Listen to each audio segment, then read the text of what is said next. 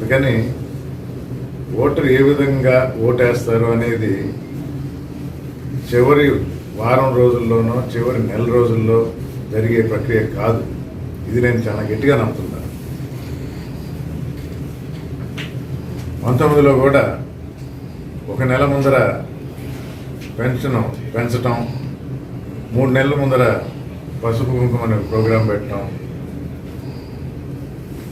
ఇవి ఆంధ్ర రాష్ట్ర ప్రజల్ని మభ్యపెట్టలేవు, మాయ మాటలు చెప్తే నమ్మేవారు కాదని నిరూపణ జరిగింది. ఆ రోజు కూడా మహిళలు, వృద్ధులు భారీ సంఖ్యలో వచ్చి ఓటేశారు. రకరకాల ఊహాగానాలు. ఈసారి కూడా తమ ఓటు హక్కును వినియోగించుకోవాలని ఉదయాన్నే మహిళలు, వృద్ధులు, యావత్ ఆంధ్ర రాష్ట్రం సమయాన్ని బట్టి వచ్చి 82% ఓటు హక్కును వినియోగించుకున్నారు. ప్రభుత్వం చేస్తున్న మంచి పనులు గుర్తించారు. ప్రభుత్వాన్ని మరోసారి గద్దెనెక్కించబోతున్నారు. జగన్మోహన్ రెడ్డి గారు కరోనా సమయంలో కూడా ప్రజలు వెన్నంటే ఉన్నారు. ఆ పనులే కొనసాగిస్తారు. గట్టిగా చెప్పని అభివృద్ధి కార్యక్రమాలు, హాస్పిటల్స్ అయితేనేమి, బడులు అయితేనేమి, అంటే విద్య, వైద్యం, ఇవి రెండు కూడా ప్రజలు గుర్తించారు. చేయూత ద్వారా మహిళలు సొంత కాళ్ళ మీద నిలబడటం, ఇవన్నీ ప్రభుత్వ తరఫున ప్రజలు ఉన్నారనే దానికి నిదర్శనం. అదే రేపు 4వ తేదీ ఎన్నికల లెక్కింపు అప్పుడు బయటపడుతుందని గట్టిగా చెప్పగలుగుతున్నా. మొదటి నుంచి చెప్తున్నట్టు తిరుపతి జిల్లా అధ్యక్షుడిగా మా జిల్లాలో ఉన్న 7 నియోజకవర్గాలు తప్పకుండా ప్రతి నియోజకవర్గంలో వైఎస్ఆర్ కాంగ్రెస్ పార్టీయే గెలుపు అందుకోబోతుంది. 7 ఎమ్మెల్యేలు వైఎస్ఆర్ కాంగ్రెస్ పార్టీ తరఫునే ఉంటారు. నేదుమల్లి కుటుంబానికి బాగా అటాచ్మెంట్ ఉన్న గూడూరు డివిజన్, అంటే గూడూరు నియోజకవర్గం, సూలూరుపేట, వెంకటగిరి 3 మంచి మెజారిటీతో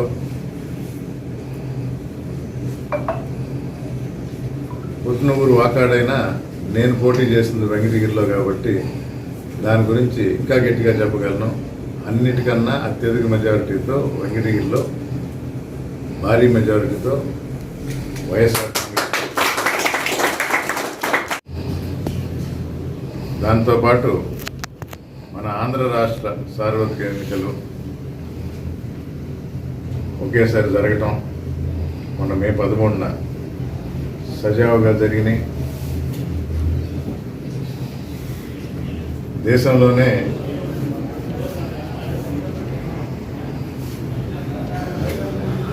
ఓటర్లు అత్యధిక శాతంలో మన రాష్ట్రంలో ఓటు హక్కు వినియోగించుకోవటం అభినందనీయం.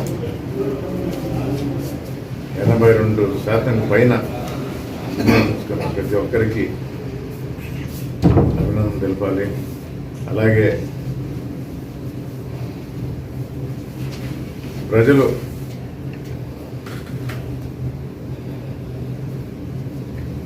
ఐదు సంవత్సరాల క్రితం ఎన్నుకున్న ప్రభుత్వం సరిగా పనిచేసిందా లేదా అనే ఒక ఆలోచనతో మనం ఎన్నుకున్న ప్రభుత్వం మనకిచ్చిన హామీలు మనకు మంచి చేసింది అనుకున్నప్పుడు తప్పకుండా ఆ ప్రభుత్వాన్ని కొనసాగిస్తారు. ఆ క్రమంలో వైఎస్ఆర్ కాంగ్రెస్ పార్టీ విజయదుందుభి మోగించబోతుంది. పోయినసారి వచ్చిన దానికన్నా ఇంకా ఎక్కువ సీట్లతో ప్రభుత్వం మరోసారి ఏర్పడబోతుంది. జూన్ 9వ తారీఖున ఉదయం 11 గంటలకి విశాఖపట్నంలో ముఖ్యమంత్రిగా ప్రమాణ స్వీకారం చేయబోతున్నారు. 5 సంవత్సరాల పాటు ప్రజలు గమనించారు ప్రభుత్వాన్ని. 151 సీట్లు ఇచ్చారు. చెప్పిన మాట, ఇచ్చిన హామీ నెరవేర్చారు. మరి దానికన్నా ఇంకా ఎక్కువ ఇవ్వాలి కదా. సో 151 ప్లస్సే వస్తుంది అని నేను గట్టిగా నమ్ముతున్నాను. అదే జరగబోతుంది. ఎన్నికల ముందు వై నాట్ 175 అన్నారు, ఇప్పుడు ఫిగర్ చెప్పలేకపోతున్నారు. పాత మాట అంటారు. వై నాట్ 175 అనేది మీరు వై నాట్ అంటే ఎందుకు రాకూడదు అనేది. 175 అనేది కాదు, మీరే అన్నారు వై నాట్ 175. ఎందుకని మా ఏం వై నాట్ 175. 175కే కృషి చేశాం. ఈరోజు గట్టిగా చెప్తున్నాం, 151 ఇచ్చిన ప్రజలు దానికన్నా అధికంగానే ఇస్తారు. 151 ప్లస్ అంట. వెంకటగిరిలో మెజార్టీ సంఖ్య చెప్పలేదు సార్. మీ ఆశాభావం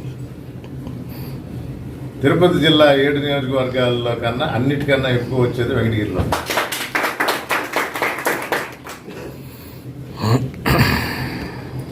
అంటే మీ తల్లిదండ్రులకు వచ్చిన మెజార్టీ కన్నా ఏ మెజార్టీ వస్తుందా? మా తల్లిదండ్రుల సమయంలో అప్పుడు ఓటర్లు తక్కువేమో కంపేర్ చేసుకుంటే అందుకని ఆ లెక్కలు ఈ లెక్కలు చూడలేదు. అప్పుడు ఖర్చులు కానీ ఇప్పుడు ఖర్చులు కానీ కూడా తేడా ఉంది. అప్పుడు జనాభా ఇప్పుడు జనాభా తేడా ఉంది. అప్పుడు ఉన్న నాయకుల సంఖ్య కానీ ఇప్పుడు నాయకుల సంఖ్య కానీ తేడా ఉంది. అన్నీ పోల్చలేము. Thank you sir. ఇది ఎంతమంది ఎన్ని సర్వేలు చేసినా, రకరకాల ఊహాగానాలు వచ్చినా, వాస్తవం గ్రౌండ్ రియాలిటీ అంటారు. 5 సంవత్సరాలు రాబో 5 సంవత్సరాలు ఇచ్చిన ప్రతి మాట హామీ నెరవేరుస్తాం, ప్రజలు వెంటే ఉంటామని మీ అందరికీ తెలియజేస్తూ, జగన్మోహన్ రెడ్డి గారు ప్రజల తరఫునే ఉంటారు, ప్రజల గురించి ఆలోచిస్తూ ఉంటారు. ఈ 5 సంవత్సరాల్లో నేను చాలా దగ్గరలో చెప్పిన అభివృద్ధి విత్తనాలు నాటారు మొదటి 5 సంవత్సరాల్లో. ఈ 5 సంవత్సరాల్లో వాటి ఫలాలు అనుభవించబోతున్నాం ఆంధ్ర రాష్ట్ర ప్రజలు. మీరే చూస్తారు ఎలాంటి అభివృద్ధి ఈ 5 సంవత్సరాలు జరిగిపోతున్నాయి. మంచి రోజులు, ఇంకా మంచి రోజులు ఉన్నాయి. మంచి రోజులు చూసాము, ఇంకా మంచి రోజులు రాబోతున్నాయని తెలియజేస్తూ ఆంధ్ర రాష్ట్ర ప్రజలందరికీ శుభాకాంక్షలు. వచ్చి ఓటేసిన ప్రతి ఒక్కరికి ధన్యవాదాలు.